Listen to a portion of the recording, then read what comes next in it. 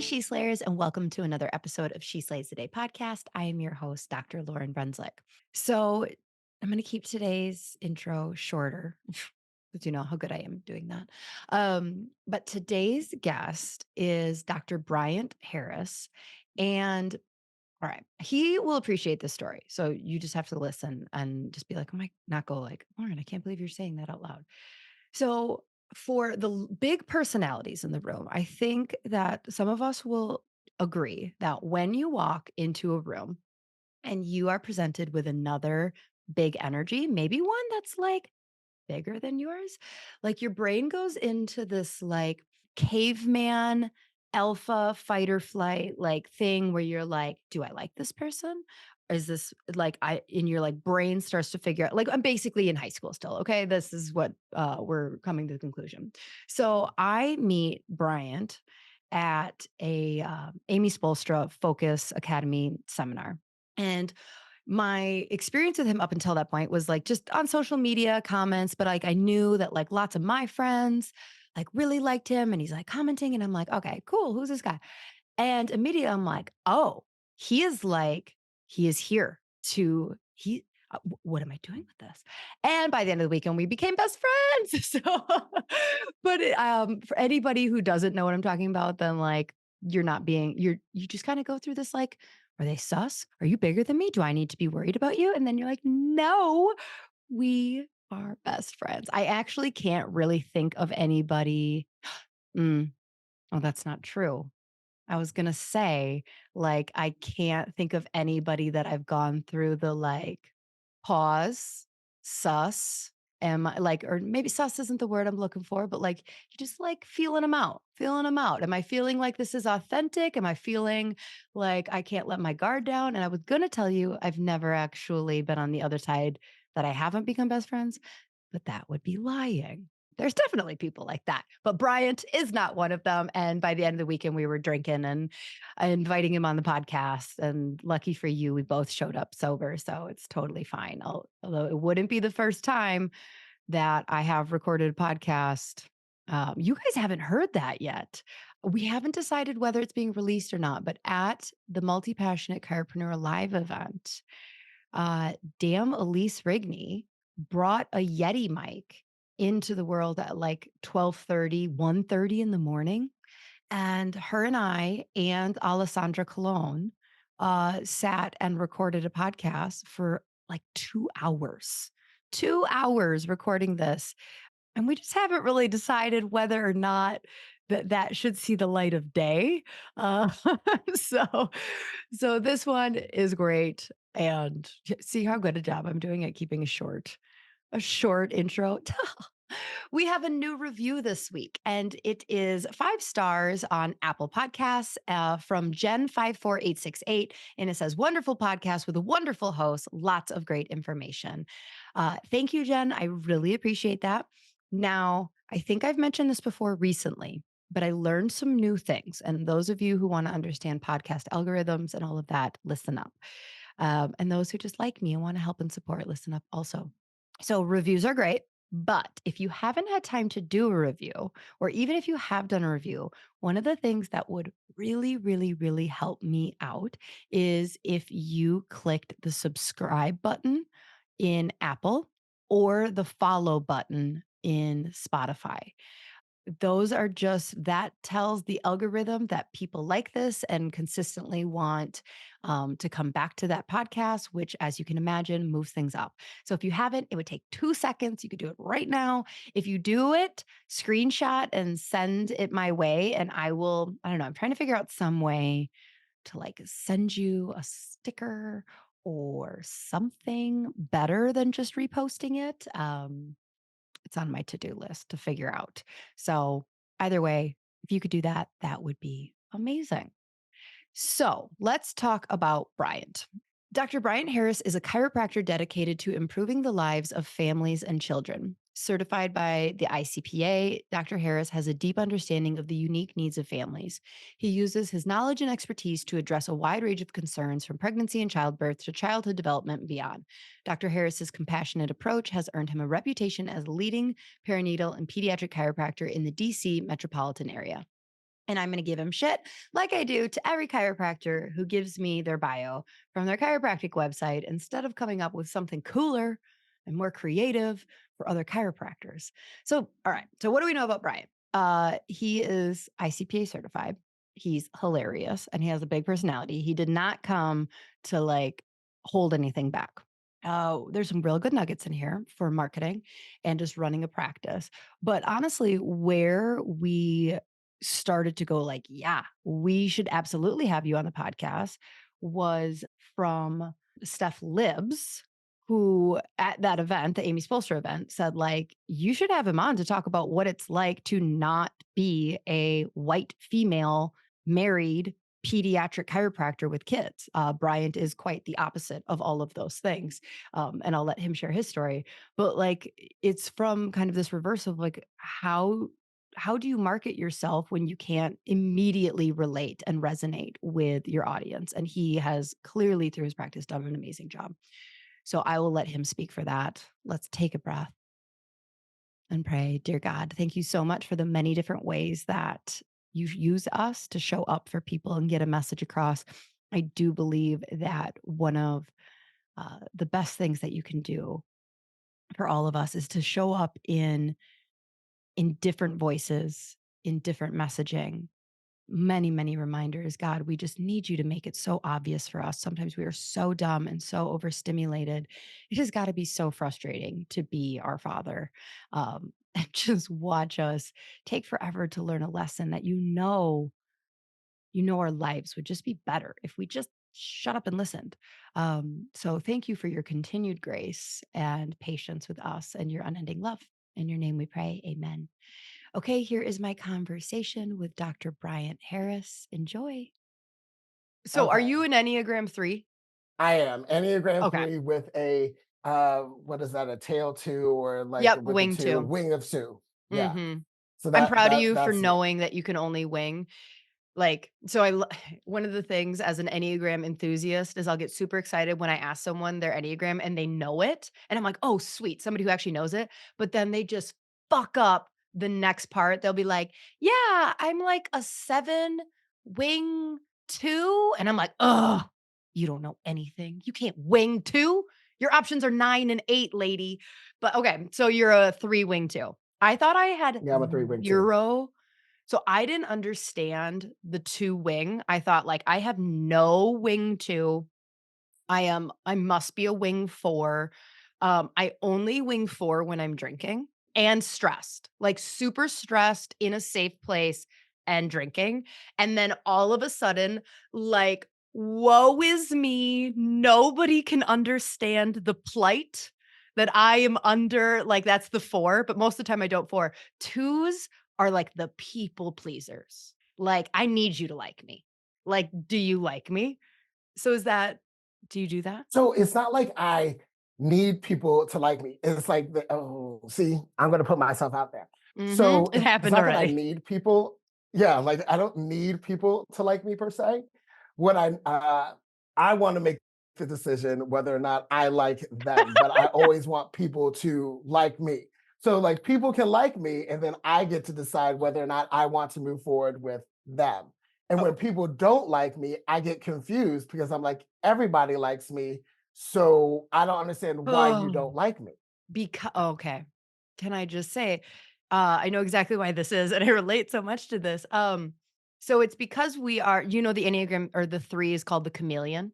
No, I did not know that So, was like, called that. so we will put on whatever representation we think is going to get us the desired outcome. So then that's how, like, we go through life, whether we realize it or not. And then when somebody doesn't like us, we're confused because we thought we had figured out what version of them they needed to see to like. And so it like totally messes with our psychology. Okay, never have I ever, question for you. So let's say there's somebody that I don't really care for. Like, it's not that I dislike them, but I'm just like, meh, not my cup of tea. But then you find out they don't like you. And then it just like completely throws me and I will almost find myself sucking up to them. Have you ever done that? That's Yes. exactly Yes. right. I'm like, that's not how this works. We are Like, disgusting humans, us three-winged twos. like I'm just like, "I didn't even like you, but then you don't like me? Oh, no, no, no. and, No.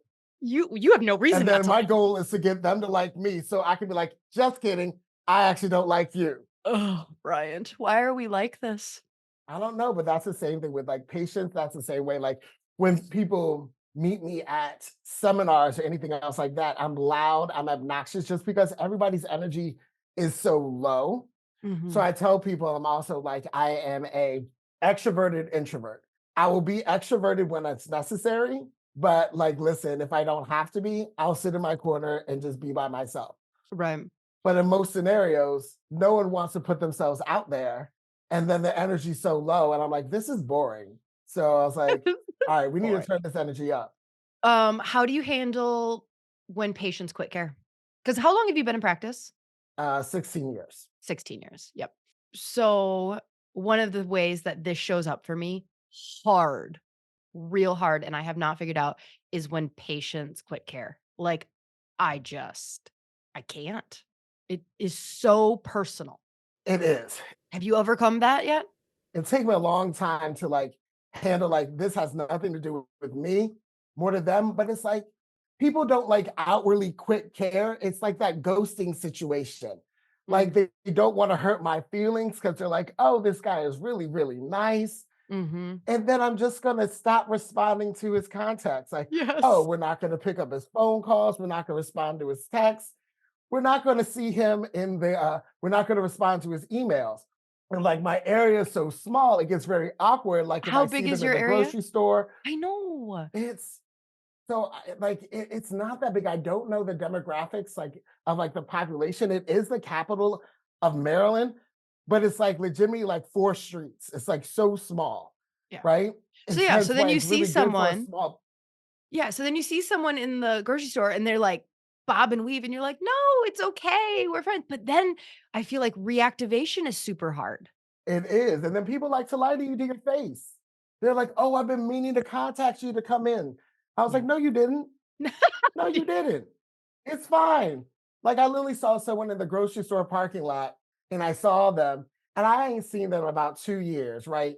Yeah. And there's like, "Oh, I've been meaning to come in." I was like, "That was not the intent of me saying hello to Right. you." I know. Like, I was like, like, it's fine. Don't feel pressured to come back to the office if you don't want to come back to the office. Don't get my hopes up thinking that, oh, and then I'm waiting by the phone or by the email. And then I'm like, and then I'm going to awkwardly reach out to you. And then you're going to try to ghost me again. Mhm. So, what has been helpful in overcoming? Because we're gonna talk about other stuff, but like I'm just curious now because I feel like right now what is surrounding me, so there's kind of like two things is one, I have these like very ego driven kairos on social media that are very like, I have 100% retention. I never lose anyone. And I'm like, that's really bad coaching advice. Like, that's not helpful to people because we all lose people. And then the other thing is like over the last year, I have gotten more comfortable with just like, say la vie. I actually don't know what that means, but that felt like the right thing to say there. Um, and just, but the universe then tests you. So, like, when you start to go, you know what? I am going to stop trying to hyper control and keep every single person and do all this stuff and just being like, you know what? I am just my prices are my prices. Like our system is our system. And if it's not for you, that's okay. Go with love. But then like universe is like, you sure about that? All right. Here you just hemorrhaged, like type of things. Have you had that experience? How did you overcome it? So, c'est la vie, I'm pretty sure means it is what it is, like, hey, Sarah, Sarah, So it was like, c'est la perfect. vie. So Yeah. it was a perfect use of that. There we go. Yeah. But I think over the years, like I realized that trying to control people is not the way that it's going to work. Like when you say like this is the way it is, you have to do this, and then people don't feel like they can communicate with you, they can talk to you, they can't disclose, like they can't be honest with you. Mm, And if my personality when I'm interacting with people is a little bit more lighthearted and I'm listen, I tell people it's like this is my best recommendations. I'm like, you can do whatever the hell you want to do. Like mhm. I legitimately tell them that. I was like, this is what I would recommend.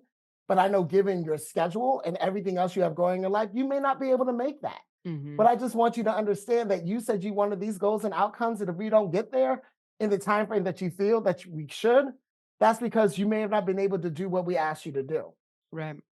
And and I tell people, it's like, listen, this is no judgment. Like when I ask them, like, are they doing their exercises? Are they taking their supplements? Are they moving their body? I was like, listen, this is no judgment. I'm just checking in. I'm like, I just want to know what you're doing. Right. And I'm just going to encourage you to do more. And I tell people, it's like, listen, this is me encouraging. I'm just going to encourage you to do these things. And if you don't want to do them, don't do them. I'm like, it's just going to benefit you in the end. And then when I come back, when they say, like, hey, doc, is there anything else that I could be doing? I said, well, are you doing the things that I encouraged you to do in the first place? They're like, no. I was like, Are then you there's doing nothing the more you can first do. set of Let's check. stretches I gave you? No? Okay, well, I'm not gonna give you a second set. It's like they're looking for that easy button. But I'm like, I'm so nonchalant about it. Right.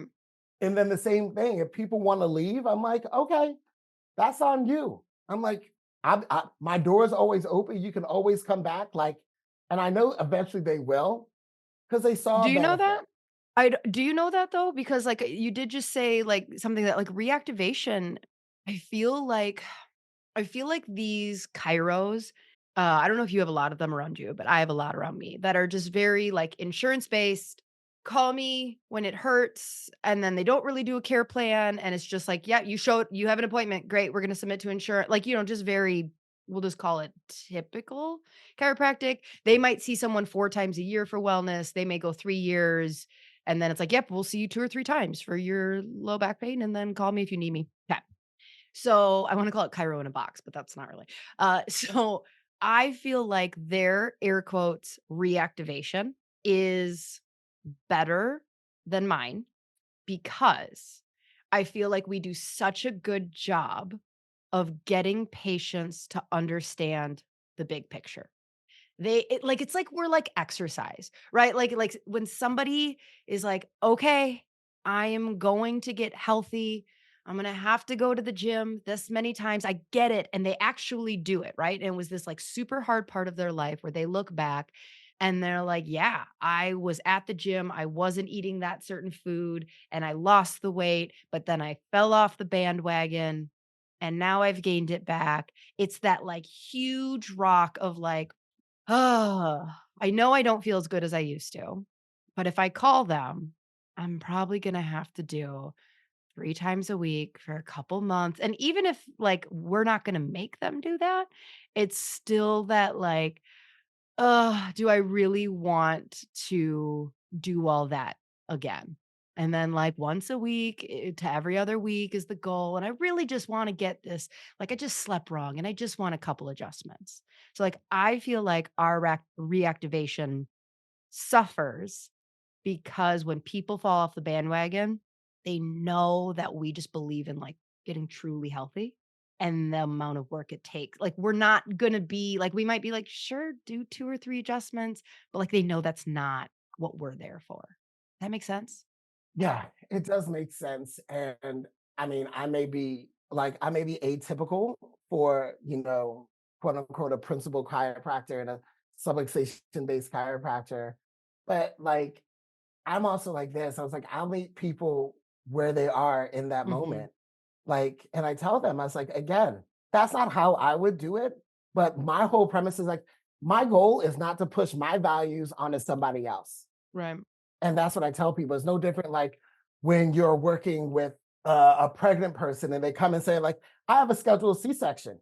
Is it my job to convince them that like you shouldn't have a scheduled C-section because I don't believe that you should have a Right, not scheduled at all. C-section, right? Or if Mhm. a parent comes in and say like they fully vaccinated their kid, is it my thing to be like make them feel bad for fully vaccinating their kid when that they made that choice?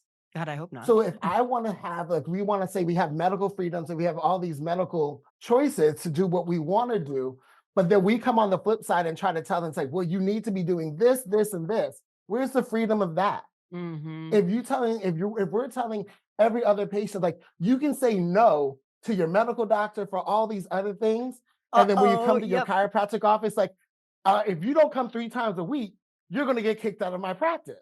Is that sort of like Mhm. hypocrisy? Isn't that kind of hypocritical of us? It is a bit. It is a bit. That's an interesting way that I've never thought of it before. Yeah, no, so Amy Spolstra was actually really helpful like a year ago in kind of overcoming this like force feeding of it's going to be 3 times a week or nothing at all, my way or the highway. I just felt like there was a lot of I will just use principled chiropractors, although I don't really like that, but I also don't like straight chiropractors. Like I just don't know what we're calling ourselves. Nervous system based chiros? I like that, I like that. I felt like I had had so much coaching from very nervous system based chiros that were like, "What are you doing if you're not doing it correct?" And it was just like, "Oh, this like, I need it to be this way." And between her and do you know Simon Floriani? I know of him, I don't Yeah. know him. Oh my gosh, you ever get an opportunity to, like, see him in person, it is like being his, like, aura of his energy is the only person I've ever met in real life, like, so you and I that we have this, like, frantic, chaotic, fun, like, whatever, that has just, "Whoosh," like, just, like, opened up my heart center, and I'm just like I felt like I turned into Buddha, just being in his presence. I'm just like, "I am calm. I am the river," in which so but yeah, both of them really helped undo a lot of that, like, macho force feeding of care plans. But yeah, so okay, well, that didn't answer my question as for how do you handle, like, losing patients? How do I handle I'm like, well, no one likes losing patience, but when I say, like, they will come back eventually, like, it doesn't make me feel good, like, and honestly, as a business person, I do reflect on my processes of, like, what could I have done differently? What could I have not have said? Like, what could I have said better to Mhm. communicate more effectively? Like, recently, it was confusing to me, like, I had someone that was come to me through her whole pregnancy, and then she missed like her visit right before her due date. And then we were like, well, did you want to reschedule? She's like, I forgot. I was grocery shopping. And she's like, I'll reach back out if I feel like I need to have an adjustment before I go into labor. And I was Oh! just like, Oh! what just happened? Like, we were doing Yes! so good. You See, were these are the so real consistently. conversations. Yes. And Like, then I this was like, what? happens to good chiropractors. I was like, how, like, where did I go wrong? Mhm. Right? And then I was like, okay, all right. So I was just like, listen, I was like, I'm here if you need me to be. Just know that we're here postpartum. We have our breastfeeding support group. I try to have other avenues to get them back in the office, even if it's not for what I like for chiropractic, just so they can Mm. be in the community, seeing other people. And then ultimately they can talk to me about certain things. I always want to let them know, just like they say, like if you haven't seen someone in 3 years and someone will still always refer to you as their chiropractor, it's like, that's my chiropractor right there. Okay, so I Like have a you're still question. their chiropractor. You're saying, like, I say this. Do you have a CA? I do have a CA, yes. Okay. Do you have 1 or 2 or I have 7? 2. Okay. So when you're saying, "I let them know," do you mean, like, it's the job of the front desk to let them know, or do you actually, like, give a parting words with them? So it depends who communicates with them, who they're Because texting as with. you said, like, most of the time, it's, like, through ghosting or it's very much through the front desk. Like, very rarely is it, like, table side of, like, "Hey, doc, just so you know, this is gonna be my last visit for a little bit." Like, we never get that, like that's ideal where it's, like, this moment where you're like, "I love you. I understand. I am here for you whenever." Most of the time, I get a notice from the front desk of, like, so and so said life's been real crazy, so she's just gonna need to come in as needed, and I'm just like, "What? What?" So it goes both ways. Like my staff will be like, they'll see that. And sometimes I'm like, Brian, I think you need to reach out to them. And I'll just send them a quick text. I'm like, hey, I just want to say it was a pleasure working with you. I heard that like life is gonna look like you're in a season where you don't have the time, the money, or the energy to make it to the office as frequently. Just know I'm here when you're ready to come back. The door is always open. If you have any questions or concerns, don't ever feel like you can't reach out to me and ask me a Mhm. question. Not necessarily have to come back in the office, but if you have a question about other things, that's just like you can still reach out to me because I am a wealth of Mhm. knowledge. So I let them know like you can still communicate, you can still do these things. As long as not offering like too much advice in terms of like things medical, then it gets Right. like this weird thing where I'm offering medical advice and and not actively under care. Mhm. So I tote that line a little bit, I like that. but I'm as personal as I am, like with any, I'll say this with any pregnant patients, because this happens more, or an infant who they're coming in for a specific issue. Yep. Yes, in an ideal world, this infant will continue on from like birth to when they get pregnant and so on. But like, I know that that's not realistic. As much as I Right. would want that to be, it doesn't matter how much I tell families this, infants will go, right? And they'll come back when there's another issue, just because that's still the mindset of these families that are in fight or flight. That's it is what it is. I don't care what anybody else tells you about like, oh, I keep all my infants are all under wellness care, and then I see the whole families. I call bullshit. Right. Like people like chiropractors will make you feel like shit when you're like people leave or like pregnant people Chiropractors are don't amazing at come back. making you feel like shit. They're like, you're doing it wrong. And you walk in the practice, you see no kids, no pregnant people, and it's a PI mill. I'm like, what happened? Like, where's this practice you were talking about from the stage? Maybe, I don't know. Mhm. Your social media makes it seem like you're killing the game with these things. And I come in the office and it's completely different what you see. Uh-huh. But that's a completely side tangent. Or like the ongoing joke in my office about my pregnant patients is like, I really hope I don't see you next week. That's Right. what they always say. Mm. Like, I really hope I don't see you next week. I'm like, well, I hope you have this baby and I hope I don't see you next week either. But then we tell them, it's like, okay, listen, people come back between 2 and 6 weeks. We do send a follow up, text message or email to them to let them know we're here for that. Tell them about the benefits of postpartum care. Try to encourage them to come to our breastfeeding support group. Come invite them to other things. Like some people say, Mhm. always have something to invite them to. Still nurture that relationship. It can't be like, I think one of the things like I was just at the retention program with the Chiro Intensive that unfortunately you were not able to make. We're looking forward to Long seeing you, story. but that's a whole nother thing. But like one of the things like this, what most people don't recognize is it's just like when you're dating and when you get married. The magic was in that dating, right? And then you get comfortable. Mhm. And then you're like, oh, we're just sort of like, oh, we're roommates. And you go through the motions, like, oh, I'm supposed to be doing this. Right. Oh, it's Wednesday. I guess that's hump day. I guess this is on the schedule. This is what we got to do today, Yep. you know? But when you were dating, it was exciting. You Yeah. were gifting, you were like inviting them to things. You were doing these things, you were having this dance and like, and people forget that. And that's how you keep, at least what I took away from that was how you keep people and how you bring people back. Like, oh, I thought about you. Even if someone was completely off, you like send a quick email.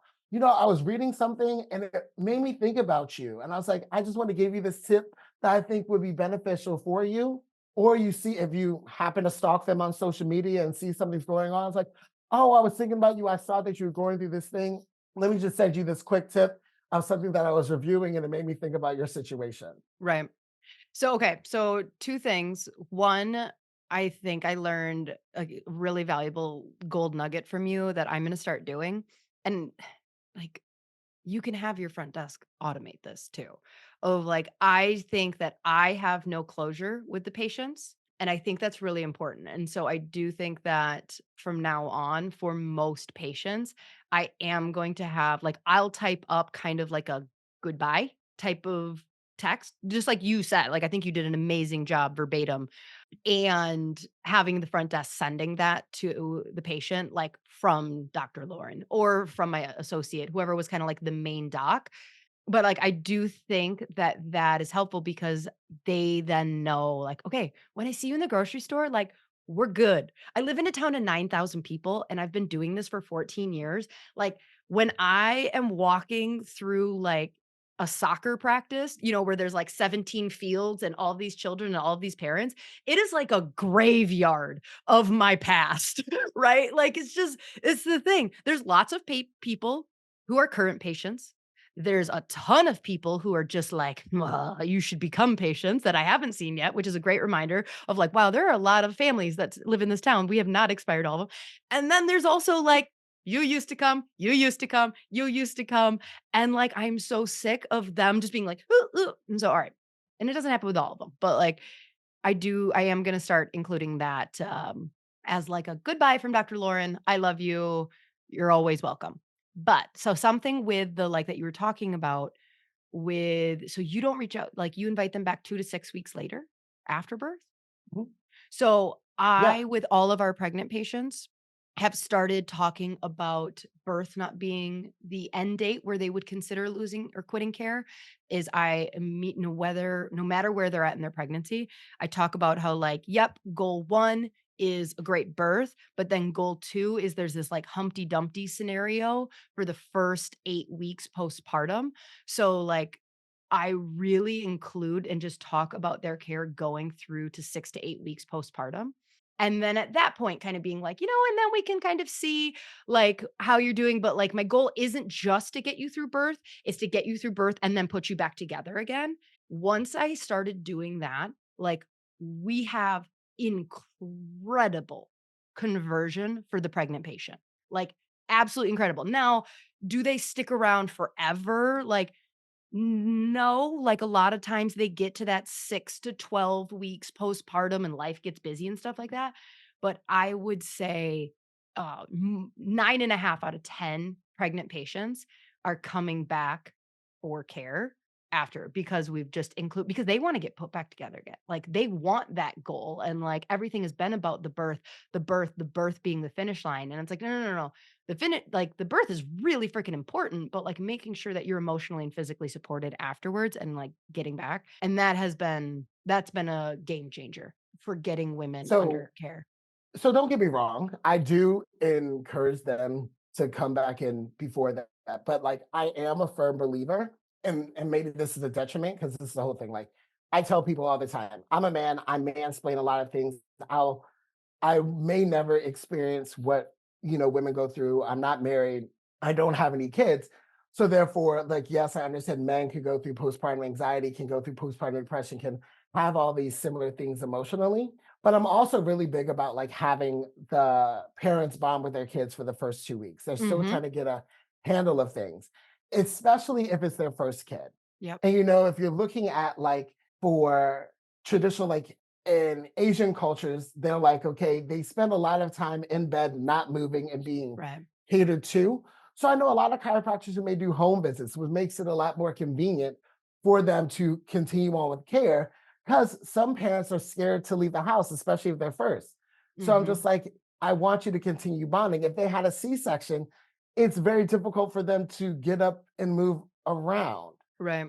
So I'm also very cognizant and aware of how their bodies could physically be feeling Mhm. leading up to that time. So that's why I say 2 to 6 weeks. I'm like, listen, a lot of stuff can be happening. It's like an ideal world, yes, I would see you right after birth as you're coming home from, the hospital or from the birth center or anything else like that. But I just like, I know realistically for me and the people that I care for, that typically doesn't happen. When it is a second time, third time, fourth time mom, that's a completely different thing. They're like, listen, I know how I felt after my first. I ain't gonna let this happen again. Or this is different. I didn't Mhm. experience this with my first. So they're like, okay, doc, I'm coming in sooner because of X, Y, and Z. Right. So for my first time moms, I do give them a little bit more grace just because they're worried about everything. Like I Mhm. had one family reach out to me about their child's belly button. They're like, is this normal? I'm like, yes, it has to fall off. Like, yes. They were They went to the ER. I'm like, it's fine. Like, so it's like I knowing that adorable. them not knowing all those things, adding one more thing, they're not getting enough sleep, they're not Mhm. nursing maybe all over the place. And like I'm trying to support them through all those things. So I give them a little bit of grace and not pressuring to come back in. That is a conflict of like, what I really want is for you to just stay home and not have an appointment with me. But 2 things I will say is like, 1, they're moving anyways. Like, these bitches are not staying home. Like, they are going over to see their friend, going to their coworker show, like, they're not staying home and doing nothing, and I think the patients that would prioritize that would vocalize that back to us of like, "Well, we really just don't wanna, like, leave the house for the first couple of weeks. We wanna, like, keep low stimulation," and I would be like, "Oh, girl, bravo. Yes, you learned well." But most of them, that's not even, like, really in their consciousness, even if we've talked about it. And if I wait until 6 weeks, that baby's chance of developing full-blown colic, we'll just say, like, "Oh, shit, your baby your babies need, then I know I need to adjust that. So typically if am seeing a newborn at 6 weeks old and it's like, oh, yep, this is colic, all day crying. I'm doing 4 times a week for 3 weeks, 3 times a week for 4 weeks. Like, that's where we're starting. But I've found that and I'll tell patients this, and it's so hard because, like, what I don't wanna do is, like, fear. I never want a patient to decide from fear, but I will tell them, so we do a free check and first adjustment. If you were under care during your pregnancy, your baby, and I'll tell patients because, like, this is kind of like a you've really thought about, like, SIDS a lot and, like, Atlas, right? Like, we're not idiots. I know there's not research on this, but, like, hello, like, Atlas out of alignment, your breathing centers are right there. So, like, in my heart, I don't talk about that at all to patients, but I was like, "I will adjust your baby, the one adjustment, if this is the only adjustment they get in their entire life, and it is free, I do not care. Give me your baby." So because in my heart, I'm like, "I think I am legit reducing your kid's chance of dying." I don't say this, but so that's the gift. And then I'll just say, like, you can do what you want. What I have found is that one adjustment a week to 6 weeks has greatly reduced the number of kids that have been born in this clinic that develop colic. Like, I might see some like discomfort because they're obviously going through that leap, but I Mhm. really cannot think of a kid that has basically gotten started care within the first 2 weeks of life and was adjusted just once a week that developed full-blown colic. And so, like, if you're giving them, it's like, so as a chiropractor, we know they should stay home, but we also know that getting that adjustment ASAP and I'm sorry, I'm not doing a home visit. Like, people need to think about scalability. Like, do you know how much you would have to charge me for a damn home visit? Like, you're not getting it for free, that's for sure. And I'd be like, no. But like, I don't know. What do you think on that? So yeah, so I do the same thing. I tell them my gift to you is I will check and provide a free exam and free adjustment. They're with me through their Yep. pregnancy. Yep. I was like, this is the deal. And I'm in agreement. Like some people wait too long. And I like Mhm. we reach out, like, don't get me wrong, like we reach out at 2 weeks and like my staff has everybody's due date. And then we reach out like 2 or 3 weeks past Hello. their due date, Yeah. not knowing like whether or not they went on time or if they went later or they went earlier. That's just like the automation that they do. Yep. And then it's like this. It's like, okay, so they know all these other things. And also I tell them during, I was like, listen, babies self-regulate off of you.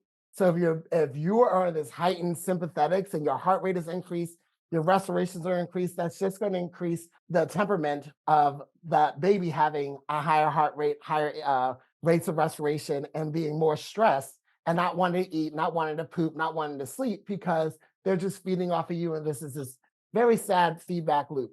And I Mhm. tell them, it's like, this is not a judgment thing for you, because I tell them cortisol passes through the placental barrier. Babies inherit your parents' stress response. That's research, that's science. It does happen. So I try to encourage them both to come back in to get care. And then ultimately, like, oh, financially, it's like, I can't afford both. Like, I had one person be like, I'd rather focus on the baby more than me. And Yep. I'm like, well, I prefer not that. But I also, I was like, okay, it can be cost prohibitive Mhm. for some people, me being cash, Mhm. you know, and depending, and I live in a very affluent but expensive area Oh, you nonetheless. do? Oh, I thought we were, like, cut from the same cloth. I thought you lived in Uh, a low socioeconomic area. You get the rich people, oh, huh? girl, You get the no. Lululemon Like, moms? no, like, mhm. Damn. Like legitimately, when I tell people, like my heart hurts. Like when I tell people my one-bedroom apartment is $2,400 a month. That's I look at townhomes in my area and they go for five to $600,000. mhm. Yeah. Yeah. Yeah. Okay. Alright, so you don't have to Yeah. Like, overcome the socioeconomic thing. no, no, no. But it's also like, okay, I have busy people because they have multiple kids. They all are in private schools. They're doing all these things. They have all these activities that they're also trying to balance. And Mhm. if they have multiple kids, then it also makes it difficult if those other kids aren't under care in the office as well. They're like, okay, trying to find the Yes. time to bring You this dig one kid yourself a in. hole by getting the entire family under care sometimes. Like, sometimes it is just easier if mom because yeah, like, they get it, and this is part of the thing of, like, sometimes we do such a good job, and they get it, and then it's like me and all 4 kids are coming, but then you don't just lose one of them. it's like somehow becomes this all or nothing situation where it's like you lose Yeah. right? I'm not crazy. No, because I just started a family of 7. Like, so it's like one of those things where it's like, okay, it's this it's this fine balance Mhm. of getting them in and knowing what's best for them, but also knowing what their life looks like, at least in your area. And Mhm. yes, again, I know this is the things that would be best for you. Like, I know these things, but is it like, is it worth me getting upset over them not following to a T what I Right. feel is best for them?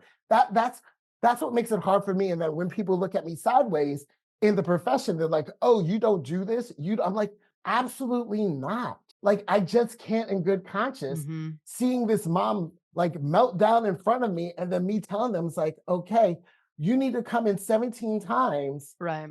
and they're like struggling, they come in, their hair looks haggard, like they got exercise shorts on, UGG boots, and a fleece, and they're like, I struggle to get myself together and out the door, Yeah. And I was like, this is what's going to be best for you. But then on the flip side, I can't in good conscience feel like, okay, if we know that subluxations or neurostructural shifts are caused by chemical, physical, emotional stressors, and this is becoming an emotional stressor, this is stressing them out more coming Yep. to this than actually it's worth. So is it actually good for Yeah. their mental We well-being? create the issue that we have to fix. Yeah. And I'm like, am I doing more harm than good, making them have these staunch things that they need to do? Yeah. And I don't like, I, in good conscience, don't feel good about that. And I Mhm. always tell them, I was like, in an ideal world, what I would want to do is see your child this often. I would want to see you this often in an ideal world. But is that something you all can do? And I want them to be honest with me versus Right. them tell me what I want to hear And then just break up with you by leaving a voicemail at 10 p.m. at night. or going on and canceling their appointments, Yeah. you know? Because Yeah. ultimately, like everybody's a people pleaser. They want to please you to a degree. And Mhm. everybody's like, make sure you get that double agreement. Like, are you sure? They're like, yes. Are you really sure? Yes. You want to move forward? Yes. I'm like, all the agreements.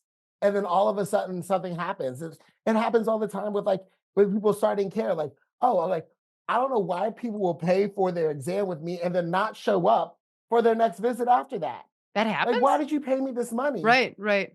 and then choose not to show up? I thought we had an agreement. Huh. So it's just like one of those things. So I'd rather them be able to be honest and upfront with me Yeah. about their concerns. Or like my staff will say this, like, "A doc, like this person before they left really like felt like they were on the fence. And they think, I think you should reach out." And that's when I sent like a quick email. I was like, "Oh, it was a pleasure seeing you today." I was like, "Thank you so much for bringing your baby in." I was like, "I just want to make sure, it seemed like you may have had some additional questions that you didn't feel comfortable asking me in person. I just want to make sure that we had all your questions answered. Mhm. So feel free to respond to this email. Like, my door is always open. You can feel free to ask me whatever questions or concerns you may have." Mhm. And knowing that they recognized that I saw that they felt like they had some concerns, they can be more upfront and honest, and more people are comfortable typing it or sending it via text and saying it to your face and in person. Right. That's a good So I'm point. like, I'm okay with that too. And I'm just like, listen, you have to be for me, I am very aware of how other people are feeling, how they're acting, reading their body language. I never, even though everybody says assume the clothes, I never assume the clothes. I never do. No. Like, Like, who are these people saying assume the clothes? well, that's what a lot of coaches say, that you're just going to assume that you close them. They assume that they're going to move forward with everything that you go with, and you're just going to be like, okay. And I was like, that I don't like. I don't like people doing that to me, so I don't want to Right. do it to other people. No. So that's my biggest thing with anything. Is that the way that I want to be treated? Like, my dentist did that once. They were like, "Oh, like this pissed me off." Went in, they were like, "You got cavities here, here, and here." I'm like, "Okay." So they're like, "The doc wants to see you back to get your cavities filled." I was like, "Bet." Did that. Went back 6 months later. They're like, "Oh, you got new cavities." I'm like, "Bullshit. Like, you didn't see the cavities 6 months ago when you chose to do the other ones?" Mind you, those were the first cavities I had in life. I never had a Right. cavity before this. They were like, "Okay." And then all of a sudden I go up to the front desk to like check out. They're like, "Okay, the doc got you scheduled to get your cavities filled." I'm like, "No, no, we didn't talk about getting my cavities filled. You assumed that I was just going to move forward. You told me I had this. So you assume that I was going to do that. They're like, so is this date good for you to come in and get your cavities filled? I'm like, no, I'm not doing that. And then I canceled, and then they called back. I was like, so we're just wondering when you like to schedule to get your cavities filled. Yeah, dentists, I feel like dentists have it so much easier than chiropractors. Like they don't have to market, they don't have to sell. Okay, hold up. I want to circle back to something that you said. Okay. So you kind of breezed over.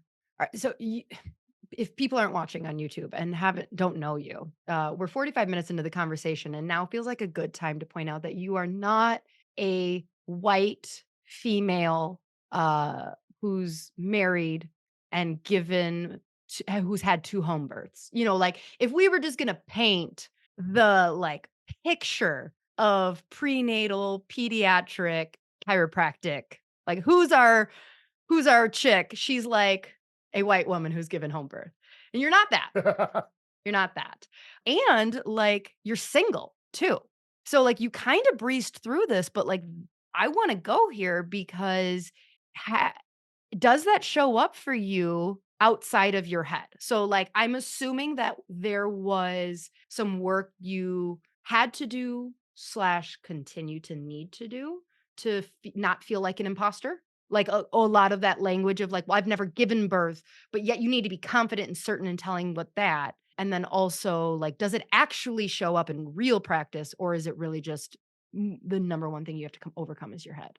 I think early on in practice, it was something that was like real. Like, what authority do you have? Like, I got out of school at what, 25. I used to wear glasses and a suit in the office because I already have a baby face. If people watching this on YouTube, no one will believe that I'm 40. Like, no one believes that I'm I 40. was shocked when I found out that you were 40. I was disappointed that you did not say the most cliche line of all time when I said, "Oh my god, you look so young." Black don't crack. Yes, bitch. I was like, I told my husband, I was like, I met the coolest guy and this and that, and I cannot believe he's 40, but he dropped the ball. Is this Joe? Is this thing too old? Do we not say this? Like, come on, you're just gonna like gorgeous skin, god damn it. Jealous. All right, anyways, keep going. Yeah. So as I tell people initially, like when I first started off in practice, I had no interest in ever working with prenatal patients. Zero. Really? That was no wasn't my jam. Didn't want to. I only wanted to see kids. Oh, okay. But at that time, think about it, like 15 or 16 years ago, you know, it wasn't like you had all these pediatric coaching groups and all these other things No. that were out there that's pushing this message about chiropractic and pediatrics, right? Right. You did not, no. There was the And ICPA, that and really, if you were a peds chiro, that was the extent of it, but, like, ICPA wasn't doing anything to get this messaging out. Social media didn't really exist, so you didn't have all these gorgeous social media platforms talking about babies. Like, yeah, it was a different world. Yeah. And then you see this for people who aren't watching on YouTube. I'm a 6 foot, 300-pound black man, with big A hands, right? So if I say I want to see your kids, they see me and they're like, absolutely not. You ain't going to be cracking my baby. Doesn't matter what I said, right? Mhm. So then it forced me to be like, okay, who makes all the decisions in the household regarding someone's health, right? It's the mom. All right. So I was like, all right, let me get into prenatal stuff. So I got Webster certified in 2000 and what, eight, seven? I'm looking at my certification, 2008, before I graduated, right? Knowing good and well, I'd never seen a pregnant person in clinic, didn't know what the round ligament felt like because like during the Webster cert, it wasn't like there was like pregnant people in abundance, like how much force am I going to put into a pregnant body? They're like, oh my gosh, it's relaxing. You can break someone's ribs. I'm like, so I'm sitting here like almost in fear of working with, this pregnancy population, not knowing what I'm feeling for, right? And my first pregnant patient in practice, her water broke after she left the office, and then she went to the hospital, ended up with a C-section. I was like, well, damn, I done fucked up and failed. That's traumatizing for you. Yeah. Yeah, I was like my first one, legitimately first one. So then I was like, all right, I need to know everything that I can about women's health. So there's been many a times where I've been the only male in the room. Like I was last week, I was at a Black Maternal Health Week event at a local birth center. I was the only man in there, but I was actually saying more things and I knew more than a lot of the other people that were in the room Mhm. because I took the time to learn all these things about what women go through. What are the typical procedures that actually happen in hospitals or your OB office? When they actually do them, what other options are, how to combat certain things, how to ask specific questions. Like I've never done doula training, but I know many of men that done doula training so they can have a better understanding of what these women are going through, Mhm. right? Knowing that, like, I was talking to one of my friends recently who she's a medical doctor. This was surprising. She's 40 and she's got pregnant. And she was talking about, like, oh, I'm really not feeling the baby move. And I was like, oh, do you have an anterior placenta? She was like, yeah. How do you know that? I was like, well, with an anterior placenta, you don't feel movement as much. She's like, oh, I'm like, the fact that I know these things, it also brings down the guard of women because like you kind of do know what you're talking about Right. and it gives you a little credibility. And then I also like I make jokes about it. Like during my consult with any pregnant patient, I'm like, listen, we want hard rhythmic contractions said by a man who will never explain this. This is me mansplaining. I will never experience this. I'm sorry, but that's what we want. And they're like, you're right, you're right. And it's like, okay, so I keep some levity to it, knowing good and well that I'm a man Mhm. and as I said in one of the talks I've done, men, specifically white men, have single handedly destroyed pregnancy care. Like obstetrical care was created by a white man. It was all midwives before, and it was community and it was women. So I know that historically, having men tell you things hasn't been always the best thing because they're the one who basically medicalized birth, medicalized pregnancy, all these things, and taking it away from women. So I recognize that, and I always try to like toe the line a little bit. Mhm. And knowing all these options is not always like you got to do what I say. It's like this is what I think would be best for you, but you can choose to do whatever you want. Yeah, kind of cycling back to the first half of our talk where like it Yeah, really now even more so makes sense why you feel you have to own giving them freedom. Like I'm yeah, just here to give information and I am not telling you what to do. I'm not here to guilt you or pressure you in any way to do anything. That's really linked to probably this as well. Like as I feel like a woman, it is we just don't have there's so many things about being a female chiropractor that I don't think we realize.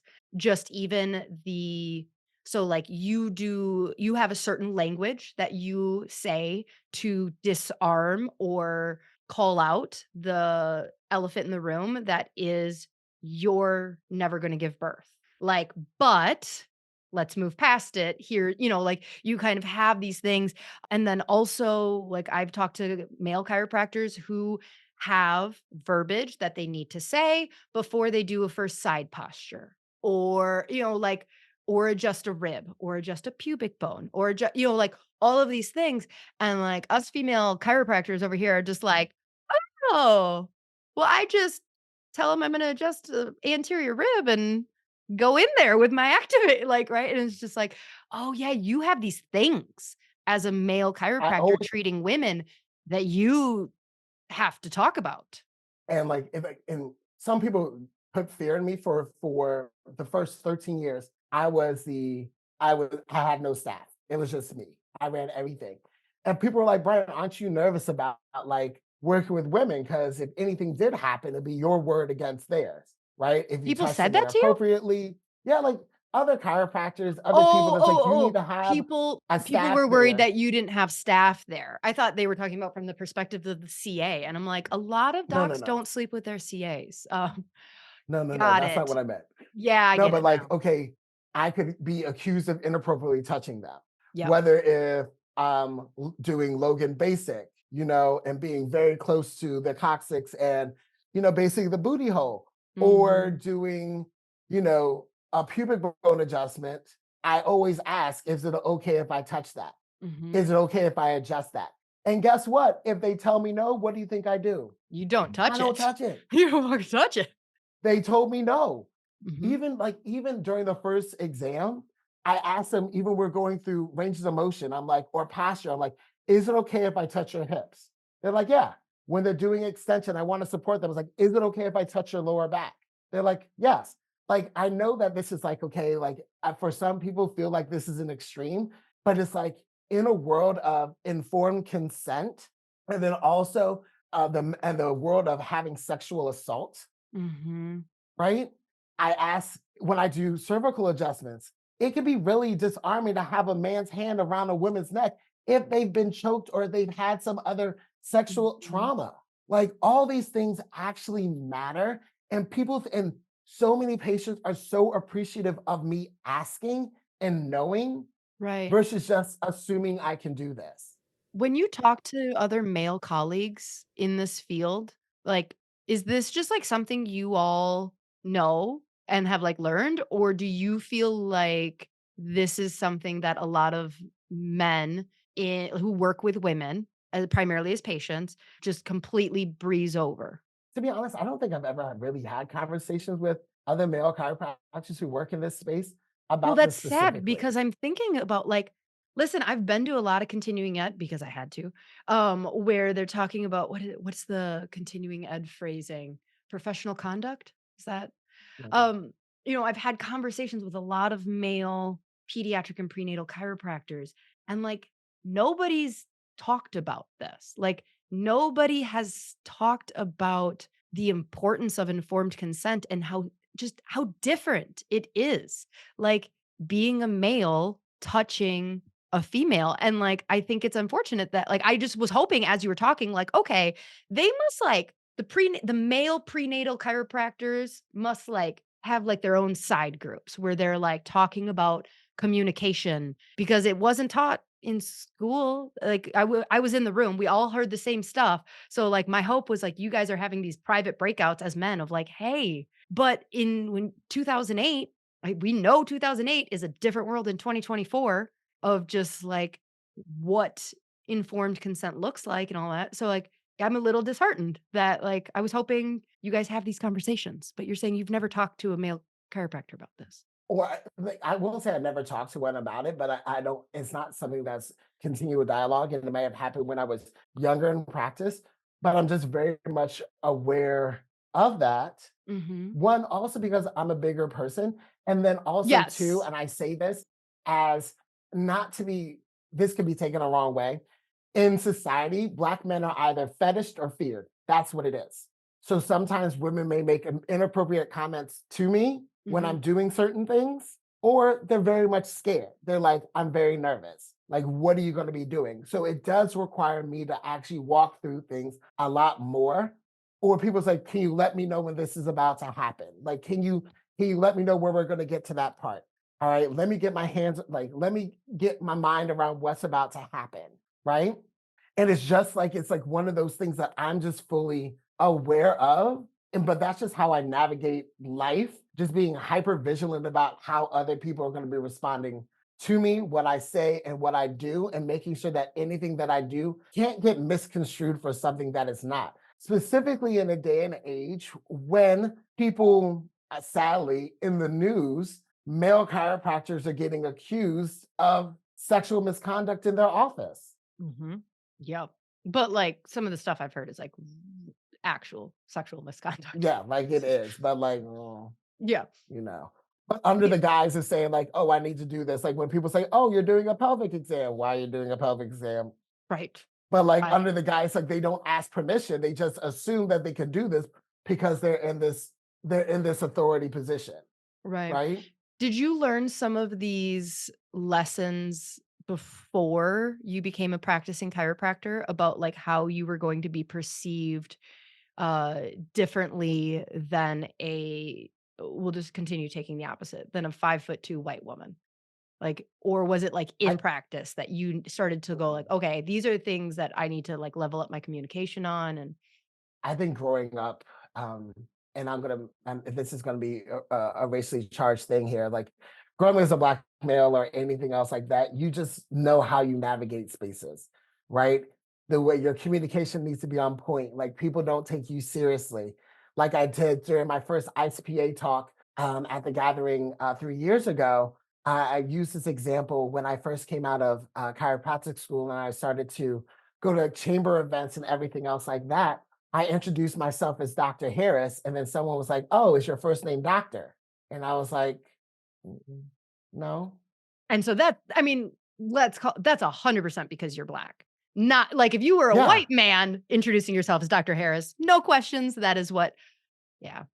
So it's like for me, like even knowing all this and having navigate spaces just in general, Mhm. and that's always forced me to up level myself, my communications, my knowledge, me being hyper vigilant about all the things that I do, how I approach people, how I touch people, always asking for permission, walking them through exactly what I will be doing so they can feel safe, so they can feel comfortable, so nothing can get misconstrued about these things.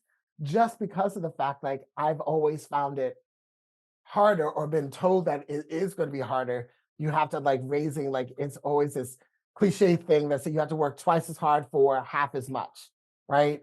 So that's why people say like Bryant, like I see you everywhere. You're at every seminar. You're at every. You have all these certifications. It's just because I feel that I have to show that I am knowledgeable. I do know my shit, and I'm good at what I do. When on the other hand, I don't have that credibility, that automatic credibility as a woman chiropractor is like, oh, I've done these 3 home births. I came back, I experienced these things, I did this, that, the other. I have this connection with people. Or like, oh, as a father, like say to them, like, oh, I was a dad, I was there with my wife through this. I cared for her through all of her pregnancies. The reason why I got into this is because I saw the need with my wife. I I saw this stuff adjusted her happen to my kids. mid-labor. And then all of a sudden, all this magic happened, and then Mhm. I found my true calling. Like, I don't have those stories. I don't have that, like, that can automatically build rapport with them, right? Mhm. So Okay. to the beginning part about like being a people pleaser and being a chameleon, like with being an Enneagram 3, is about me reading the person who's in front of me. What persona do I need to put on to put them at ease? How do I act? Like my staff actually called me out on this recently. They're like, you talk differently to different people. I'm like, no, I don't. They're like, yes, you Yes, you do. do. Yes, They're you do. like, we I saw don't you. even Like, know you in practice, but I know as a 3, yes, you do. they're like, you talk differently to different people. But it's about that. It's like, how can you create ease and rapport with these people? And then also, you know, show up as a knowledgeable individual and be authentically you. Do I cuss in Mhm. practice? Absolutely. I absolutely do. Like, I have no qualms with cussing in practice. But that's like I feel like our generation doesn't fear like curse words. They don't feel like it. Right. I have tattoos. Do I show my tattoos? Absolutely. Are they discreet? Yes. But like, yeah, I have no qualms with that. I used to wear earrings. Like people used to clown me because my old biopic has like was when I was 27. I had an earring in and all these other things. One practice I was at told me I had to take out my earrings because it made me look unprofessional. Yes, But I that's was like, the you get to wear your earrings in practice, so why can't I wear mine? And they're diamond studs. So how does that make me look unprofessional? right. So one of the things I love that you and I have, we're these millennials. A couple, gosh, it was maybe a year and a half ago at this point. I got a message from someone on Instagram that like asked, I like posted some kind of informational thing. Like, I don't know. I have no idea. It was like something about like not being for milk. I couldn't even tell you. So she comes like, I would love, I'm a student about to graduate, and I would love to know like what resources you have done and trainings to learn a lot of what you talk about with patients and on your social media when it comes to like more prenatal pediatric leading stuff. And so I told her, like, I was like, okay, well, I did ICPA training. I've done, bunch of these trainings, but a realistic, well-adjusted kids. Is that what Jen Floriani's book is? Like that giant, oh my Well-adjusted babies. well-adjusted babies. Like read that. But then honestly, a lot of it has come from my own personal experience in birthing, having a kid, being like, oh yeah, dairy does do this to you. Like realizing this and then just being in practice and seeing a lot of patients. Now, this is the point of this story. I don't remember the word that she used, but it was she was mad. She was mad at my response, even though I had because I was using ageism. That might be the word she used. I was saying like, well, my personal knowledge entitles me to this. So what I see a little bit of, not a lot, not a lot. So like I accuse Gen Z of a lot of things. I love you guys. And I don't see a lot of this, but I've seen enough of it that I think we need to have a conversation around there is in some new grads who have not given birth. So it doesn't matter what gender you are, but you are going into a field, even if it's rehab, orthopedic rehab, and you've never had a replacement, but we're just going to keep it about prenatal. You've not given birth. And there is this entitlement that just because I haven't given birth doesn't mean I'm not as good. And what I heard you say is you saw that you hadn't given birth, won't be able to give birth. And so you were like, well, I'm going to have to work twice as hard and I'm going to learn the shit out of this so I can show up confidently. And sometimes I see wanting to skip that step and just being like, how dare you not think that I am as good because I haven't given birth? You know what I'm talking about? Yeah. But it's I see that and I get in my feelings on that like when I like see on social media, they're like, I'm a prenatal expert and I graduated a month ago. Wait a minute. What qualifies you as an expert? Like, help me understand. You took Webster and all of a sudden you're an expert on all things prenatal. Right. Not discrediting Webster by any stretch of the imagination, but that is like legitimately like the bare minimum you can do to work with prenatal. And that only basically is giving you an analysis on evaluating the pelvis, you know, and to make sure that it's subluxation free and it's balanced. That gives you no other information about like prenatal and what all the things that are going Yeah. on When did it from become an preconception to postpartum. Yeah, when did it become an insult to tell someone in any profession, any sport of like, "Hey, sometimes you just gotta get your reps in." So, like, yes, you need to deeply understand it, but, like, you just need to see patients for a couple years and see some shit. When did that become an insult of like, "No, no, no, I'm not ageisming" ooh, that sounds like a terrible word, never say that word again, "all over you." I'm just saying the reality is I know this stuff and I can confidently speak to it because I've been seeing patients for years, and that's okay. You will too, but don't get mad at me because that's my answer. Is like, yeah, I've been doing this for 14 years. Like, when did that Personal become an experience insult? plays a huge role. Like that's even with research. When we're talking about like case studies and doing things, research is still what can be done in your office, and that can make you a credible source. And it is through your personal experience. Like I have no qualms in saying that. Like people's like, what do you need to do? I can list up all the things that I've done, but it's still about reps. And I'm Mhm. still constantly learning things from other providers, from other people. So like I do feel that there is a sense of entitlement and they want to come out the gates guns blazing, especially in Mhm. a world now where information is so easily accessible via social media and you're trying to rise to the top and try to give yourself credibility. And people are always going to question like what makes you a credible person when you graduated yesterday, whether that was 1 year, 5 years in comparison to people who've been practicing for 25 years, But right? then we're also told fake it till you make it. Fake it till you make it, but also understand and be humble that you're new and it's okay, you have a lot to learn, but, like, that's a fine line. Yeah. And I don't know why that person specifically would get upset because that's a real answer and that's a reality of it. You know, it's like you are a neo when it comes to chiropractic. You're a neophyte. Like you have to put in your reps. You don't know everything, and it's okay to not know everything. Did you just make a Matrix? Was that a Matrix analogy? We are not watching on YouTube, you're missing out right now in this moment for what just happened. Red pill, blue pill. Yeah.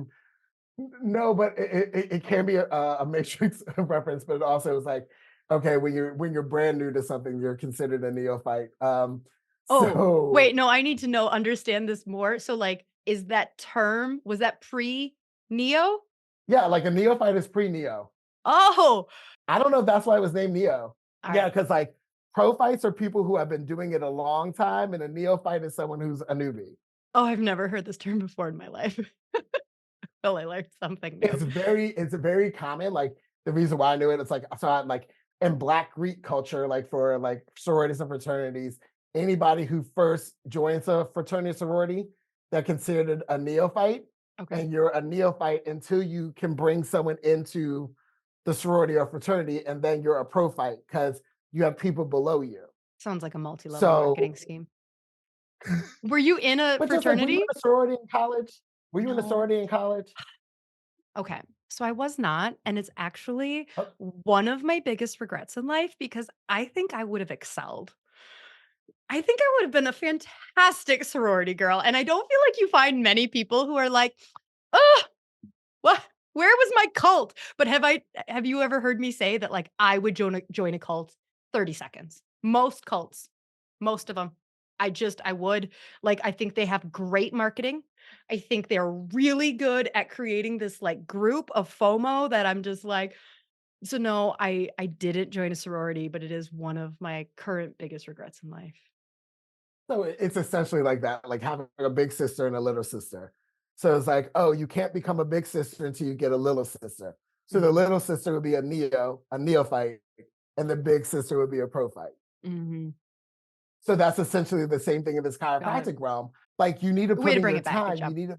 Yeah, like you need to put in your time. You're a neophyte in this. You're a peon. Like, just know your role. Just like the same thing when like you watch residents. Like one of the biggest things that I would love to see within the chiropractic profession is have some sort of like Residency. program where they're like, okay, if you say you want to specialize in perinatal or pediatric care, there is a funnel that you'd be like, oh, I could work in these offices that whether it's like through the Yes. ICPA, there are DACCPs and CACCPs. And through that time, you work on getting your CACCP while you're in that office seeing these systems. And it's like a residency program for them. So if you choose to leave, you're like, I can go off and go to another practice that's a pediatric practice. You can partner in the current practice and do a buy-in process, or you can try to go out and do it on your own, right? I love that idea. And leverage this and build community instead of being like, I feel like I'm in competition with the person down the street.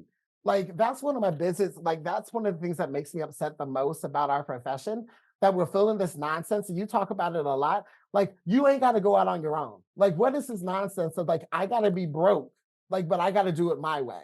Like, my way is always going to be better than what the established way is. You just haven't found you haven't found the practice to actually go associate and to learn these things. But what I also refuse to do is for these people is like I'm on the fence regarding shadowing my office, right? Like I do love new chiros and I want them to be able to learn. But what I don't want to feel like I'm getting used. Like I paid way too much money for all the certifications that I have and all the information I have for someone here just to be like this. All right, got it. What else are you doing? Got it. Got it. Got it. Like, no. Like I have a friend, I'm not gonna name names, but she was like, someone came into our practice and like looked at all the tables that they had, took pictures of it, like went through this whole office and took basically everything that they had in the office. And then they're like, I'm gonna basically just mimic what you have somewhere else. I'm like, no, this is my space. I did this. I created this. I developed these things. And I feel some sort of way for me just to teach someone just to take it. I'm paying you to come into my office to work. And then you take everything that I paid for and you try to go down the street and open up and emulate what I did without putting in the without putting in the time, Right. without putting in the money to do so. And that makes me feel some sort of way. I think I yeah, And I feel I'm that's part of the whole thing you're saying about entitlement. yeah. Yeah, it is of just like, well, if I just have your paperwork and I just mimic what you do, I am as good as you. Hmm. Yeah. Yeah. Oh, we didn't solve anything. We came up with some good ideas. Real good I ideas. mean, there were some nuggets in there for sure. I There's mean, there some were some nuggets. nuggets. There's some You nuggets. may have to filter through some of the other Nah. shenanigans that happened, but there were some nuggets in there. If you didn't get the nuggets while listening, that's on you because we dropped gold. That's your fault. We're just gonna blame everybody else for everything.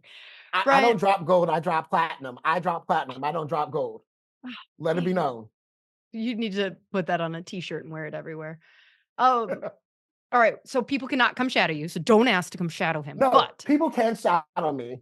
It's different. Like I was told you should get those to do bags things a where they little bit put their differently. People phone. come You put your no. lock It's phone. like shadowing. I feel like shadowing doesn't do anything. I'd rather put you through my process. Like if someone wants to come shadow the office, they can shadow for like 30 minutes. Like watching me adjust somebody isn't going to be beneficial for someone. They're like, they have no idea what I'm doing. Because if I'm doing some functional neuro stuff or I'm doing cranials, they're like, oh, what are you doing? What are you feeling for? So I'd rather someone like, oh, you can shadow right before lunch. And then during lunch, I could possibly put you through my exam process, put you through my consult so you can hear what I say in terms of those things in my communication. Because I feel like that's more important than my day-to-day talk. Because like my table talk isn't traditional table talk. I don't talk about chiropractic all the time with my patients, right? I talk about what's going on with them. We converse, as someone said, I want this to become their third place. Have you ever heard that term? So, most people have their first place with their home, their second place, which is their job. Their third place is their favorite place to go afterwards, whether it's a gym, whether it's a coffee shop where you want to stay and linger and you feel welcomed at. I love that. So I learned that at that retention seminar. I think it was, I forget, it might have been Denisa Weber or it might have been Courtney Gowan, one of those two. I forget. Someone brought up this third place scenario. And I was like, that's what I wanted to create. So I'm like, how can I do that? And yes, there's some education sprinkled in there, but I mean, I want you to feel like you're coming and talking to a friend. They're like, Right. hey, I see, I'm like, they know I'm traveling to Paris in a couple of weeks. I'm like, we're so excited about you going to Paris, Doc. Like, if you need recommendations, people have been there. We're looking forward to hearing about your stories when you come back. We'll look at your pictures. Like, that's what I want for them to talk about on top of all the other things that are going on with them, you know? So people can still shadow, but I just don't think that in the traditional shadowing, I need to figure out what that will look like, what shadowing in my office would actually look like. And I feel like what can give the students the best beneficial thing, learn about my technique, what I choose to do, how I do my exam, how I communicate during the consult, look at paperwork, those things versus me just having them watch me adjust, which Right. is, I think is dumb. So where can people find more of you? More of me. You can, I am located in Annapolis, Maryland. So that's the capital of Maryland on the East Coast, one of the 13 founding colonies. For people who are history buffs and they don't know where Maryland is. All right. So right next to Virginia, Delaware, Pennsylvania, West Virginia, right there, DMV area. You can find me on social media. My handle for Instagram is Dr. Bryant C. Harris, not to be confused with Dr. Bryant Cheris. People want to say, because I have my middle initial C, people like, I get messages on Instagram like, yes, Dr. Dr. Cheris. I'm like, Cheris. my last name is Harris, not Cheris. So I know you don't know me if you call me Dr. Cheris. So my last name is Harris. So Dr. Bryant C. Harris, or you can find me on Facebook at my practice, which is True Centered Chiropractic Care, or my website, which is truecentered.com. So that's going to be